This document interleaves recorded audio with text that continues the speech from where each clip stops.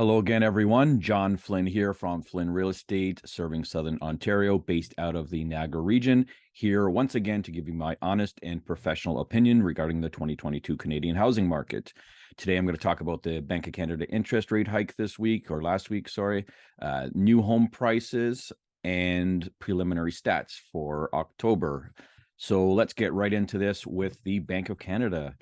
So as all of you probably know, or most of you know, they increased their policy rate by 50 basis points on October 26th to continue their quantitative tightening. And here's what they had to say about it. The effects of recent policy rate increases by the bank are becoming evident in interest-sensitive areas of the economy. Housing activity has retreated sharply, and spending by households and businesses is softening. So, of course, housing is the number one sector that is impacted by these rate increases, and of course, it affects them immediately sometimes, and sometimes it affects them later on, but it does have an immediate effect either way. CPI inflation is projected to move down to about 3% by the end of 2023, and then return to the 2% target by the end of 2024. So that's pretty significant. 2024, by the end of 2024, for CPI to return to its 2% target. So that goes to tell you that, these rate increases aren't going to go away. The increases, sorry, might, but the actual elevated rates won't. They need to bring that target down, and they're projecting the end of 2024. So further than I thought. I thought maybe by next year it would kind of stabilize, but yeah, let's keep reading. Given elevated inflation and inflation expectations, as well as ongoing demand pressures in the economy, the Governing Council expects the policy interest rate will need to rise further. So yeah, we have this pivot talk, and looks like it's still going to keep rising. 50 points was still a pretty big interest rate hike, and we'll see what's going to happen in December, but they're saying it's going to keep rising. So, and here are the rate hub rates that for the big five banks, and you can see the variable rate is higher than the fixed rate. So I saw an interesting chart or infographic, and it was about the speed of the rate hikes. And this is the U.S. interest rate hikes, and they compare the speed over different time frames, right? So right now, rates are rising faster than any other time in recent history. And this is from the Visual Capitalist, this infographic.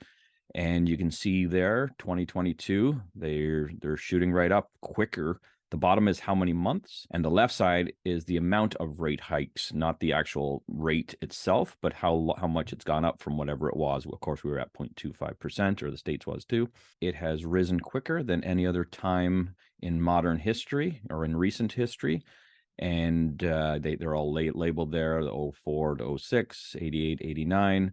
This is from the US, so I'm going to get the Canadian data just to show you our rates are actually, they moved quicker at some times, but let's throw the Canadian data on top here. And of course, there in the red, there's the Canadian data, the Bank of Canada 22 hikes, 3.5% they hiked in 8 months, and that shows in comparison to all those other ones in the States. So again, the quickest rate of rate hikes in recent history. And of course, Canada is leading over the States right now.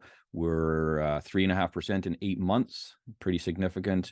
And that's we're obviously at 3.75% now. We started at 0.25%. So yeah, I wanted to touch on the new home pricing, right? The new home pricing is starting to drop, and of course, I get comments and all the time about, what about the new home prices, and that kind of like sets precedents, right, for resale homes. And I think it's the opposite. I think the resale obviously is driving the market. That's the majority of home sales that I deal with anyway, but it is the majority of home sales. And so I did see an article, and I picked up just some information, and it's from Statistics Canada. It is the new housing price index monthly, and it's a monthly statistic. It dropped for the first time in a few years, I think 2018, but I graphed it out. I graphed the data out, and so let's check it out.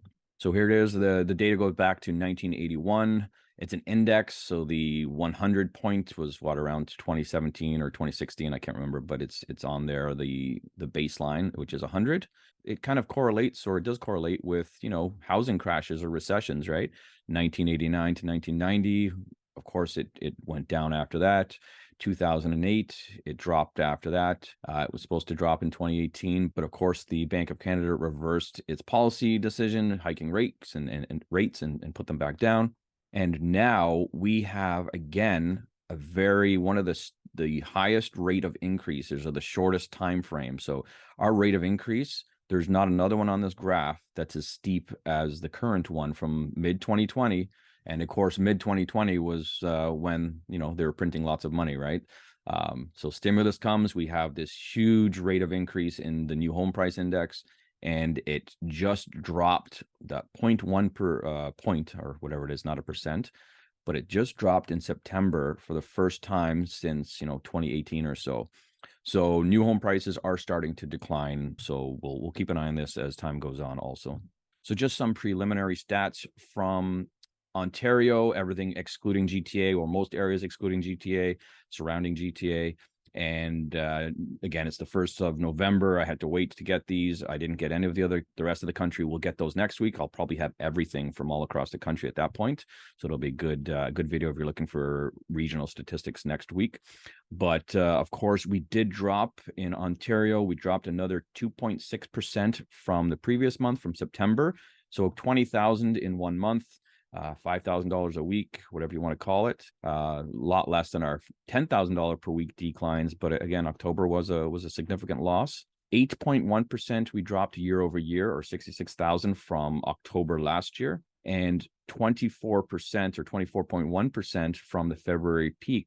So that's 237,000. So pretty significant drops there. Of course, you can see, is that going to be it on the right side? Just a little shoulder, the head and shoulders pattern. Who knows? Maybe it'll peak back up, but I don't think so. Coming into winter, I don't see prices going up at this time of year, especially. New listings are average. They're not significantly high or low, but more importantly is the number of homes for sale on the market, and that is, it's increasing. It's pre-pandemic levels, so they weren't elevated to begin with, but there is supply out there, and we're not lacking supply at this point. And months of supply, we just hit 3 months of supply in Ontario, so that is climbing. It's still below average, but it's getting up there. Average days on market continues to climb. It's 33 days now, still well below the norm, but it is quickly approaching the normal.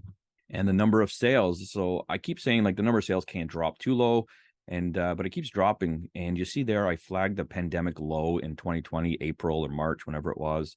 And yeah, we're almost there. So it'll be interesting to see. I know the winter sales will drop further, so we might reach that pandemic low for number of sales, but we'll keep an eye on that. And lastly, the average percent of last original list price. So what homes sold for compared to their original list price. And they say last original list price because people will relist their house. So whatever the last original list price was before any price reductions. And I just wanted to note, we're just below 95% of the last original list price. And the last time we had that was December 2014. So we're at an 8-year low for that statistic. So again, pretty significant. Okay, so that was the stats. Like I said, next week I'm going to have a full plethora of stats from across the country. I just wanted to tell a quick story from my week last week. I ended up showing one house, well, more than one house, but one of the houses I showed, it was listed at $699. It seemed very low. It was like a newer, in a newer neighborhood, less than 5-year-old house. So of course I showed it. I did my research, the history. The current owners bought it for $1.2 million in February. It was listed at $899, and of course they paid $300,000 over.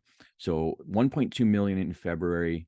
They now have it on the market for $699, looking for multiple offers, to obviously get whatever they can. The agent didn't really have any expectations. They just wanted as much as they could get. But pretty significant reduction. Like, they're not going to see $1 million, in my opinion. They probably be lucky to see 900,000 at this point. But I'm going to keep an eye on that one. But I thought it was pretty dramatic. And of course, it was over the average price point. So we've lost 237,000 on average since then. This is well above the average price point. So of course, saying to lose a 300,000 would be, par for the course, but we'll keep an eye on it. I think they're going to lose a little bit more than that. But of course they have to sell. Like, why would they be taking a loss, right?